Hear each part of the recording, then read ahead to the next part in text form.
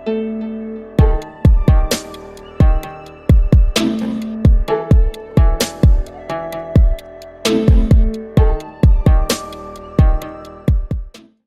up, everybody? This is your boy Proto, and welcome to another episode of Like or Dislike, where we look at some of the games coming out, show you a little bit of the gameplay, tell you some pros and cons of the game, and let you guys decide if it's worth investing into.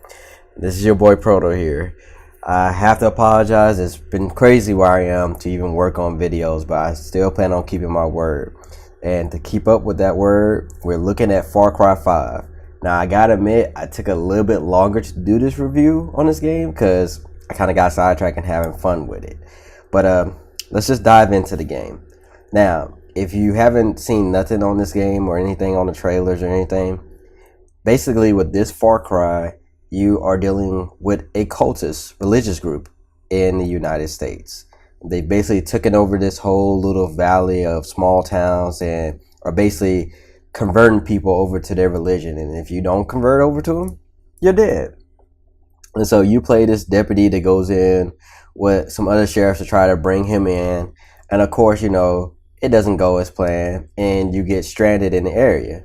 So you start meeting locals and you help fight back the cult and start basically liberating the small areas. Now, it's like a traditional first-person shooter game. If you played any of the Far Cry games before, you'll know some similar things to this. You have to start off by liberating small little areas and then causing problems and everything for a boss to come up. Then you take down that boss, and then you got to take down these sub-bosses until you get to the final boss. Now, each one of these bosses have their own unique styles of fighting and dealing with you. You have to fight 3 of them because you're dealing with the Seed family, the ones that's in charge of the whole cult group. You got to deal with John Seed, Jacob Seed, the brothers of the father that's controlling them all, and their sister. And each one of them uses different tactics, so you can't just fight them all the same. But that's where I think the beauty of this game really shows. Now, with most games, you know, you have this tree of things that you could unlock, and you have to progress back and forth. You have to do certain things to get to access this. In Far Cry 5, the tree is completely open, and they let you customize what abilities, they call them perks, that you want to use in the game. And I think that's pretty cool. Not having this tree where you have to invest into things that you know you're not going to use just to get to things that you want to use. I think it's a great idea. Now, getting these perks is honestly not that hard at all. All you gotta do is just play the game. Some of the perks are as easy as getting so many kills with an assault rifle or a shotgun or a handgun, or actually hunting, which is another cool thing that I'll get into. And once you build up the perks, you just start unlocking what you want. Me personally, I love using the parachute because I would get to certain areas and I would just parachute into the area and they would not see you coming. But hey, whatever works best for you. Now, along with these perks, you have people that you can hire for help. You can actually hire local people that you save to help fight for you. Or you can hire certain people, certain allies in the game. And each one of them have their own unique perks that help you. Like Grace, the one that they show in the trailer all the time. She's a great sniper. She can pick off any target you want. You got Boomer. I really love using Boomer because he helps spot out enemies, and if you need ammo, he's collecting it for you, so that definitely comes in handy. And you got other ones. You got stealth ones. You got ones that bring in vehicles, that bring in support for you. And even the animal perks, the animal allies you use are not bad at all. So it really is to your playstyle. The perks that you want to use, the allies you want to use, all depends on you. If you want to go stealth, you can go stealth. If you want to go loud, you want to go loud. It's all up to you. Now, they do let you customize your person to a certain extent. You can customize his top, his bottom, hat. But unfortunately, because it's a first-person shooter, you don't really see it until you die.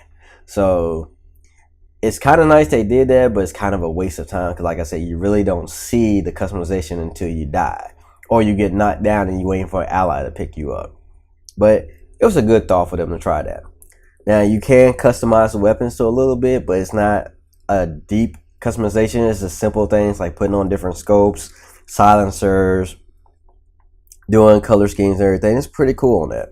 Like I said, it's not real in depth, so it won't be like a game that like where you make one change and the gun reacts completely different.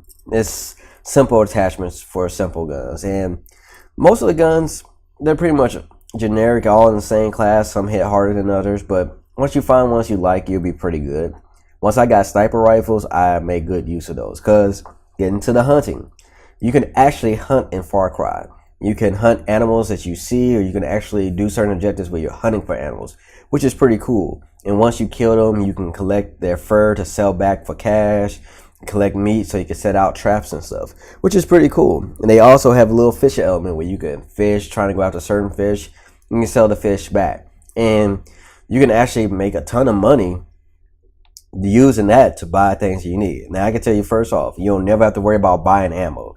You'll always find plenty of ammo around, so you never really have to buy ammo. You really rather spend the money on getting different vehicles, getting attachments, getting different colors for your weapons. But you'll never have to really worry about buying ammo because it drops on the regular. It won't be hard to find. So, and that being said, they actually have a little arcade game, which is pretty cool too. It's a bunch of different levels that have been generated, and you can actually create your own levels and have them submitted, and other people can play them. And what's pretty cool is all the perks that you have unlocked, they carry over into the arcade part, which is pretty nice. And any kills, any certain things that you achieve in there contributes back to your perks that you can unlock. So that's pretty cool. So if you want to get a change off the game and just play something different for a minute, you can do that. But you can know that everything that progresses in arcade goes right back to the regular game, which is pretty cool to me. Now, at the end of it, the game is pretty good. I have no arguments. Pros and cons, when you have to look at it. Pros wise, it's a decent first person shooter. You can get into it, you can have fun. The storyline is decently good. It makes you interested. It makes you see how the mind, how they corrupt these people, how these people in charge are just changing people over. Gameplay wise, like I said, it's pretty good. The enemies don't easily get knocked down. You actually have to do a little planning sometimes when you're attacking like outposts to take over, to liberate. So it does give you a little bit of thinking. Con wise, you'll deal with a few glitches here and there. Most of the glitches I dealt with was like if I was going after a certain objective and the objective didn't spawn in. So I have to cancel that and then start it all over. But once I did that, the objective showed back up. So that was one con I saw. Like I said, most glitches, they were more like funny glitches, and that was about it. Like I said, the game can get a little bit difficult as you're going after certain people, as you're going after the Seed family. They will not be a pushover, but they won't be extremely hard either. Once you figure out how they fight, how they move, you can figure out their weaknesses and take them down. So overall, I definitely have to give the game a like. And like I said, it's a fun game. It's a decent Far Cry game. It's my first Far Cry game I've actually played, but I've known about the series, so I think this is a good game to get people into it. Now, I can say with the ending, it will be like a traditional Far Cry game, so don't be surprised on that. There actually is an Easter egg ending, and if you ever played a Far Cry game before, you probably know how to unlock it. But like I said, overall, I give the game a like. It's worth a play. If you like first-person shooter games, you'll definitely like it. If you like causing destruction, you'll definitely like it. But that's just what I think. Let me know what you guys think in the comments. Have you played the game? Did you enjoy it? Did you not enjoy it? What was something that you really liked using in Far Cry? Who was your team that you always went with when you did missions? Did you have like a team 1, team 2, team 3? Let me know what you guys think in the comments. If you enjoyed the video, make sure to leave a like. That lets me know that you like videos like this, and I'll keep on working on more reviews like this. Make sure to follow us on Facebook. You reach out to us there if you got an idea for a video or something that you heard in the tech or gaming world. You want to let us know, we might do a video on it. Make sure to follow us on our Twitch channel where we'll be streaming different games we'll be playing, working on strategy guides, and just having fun with our audience. This is Proto, but this is your boy Proto, and I will catch you guys later.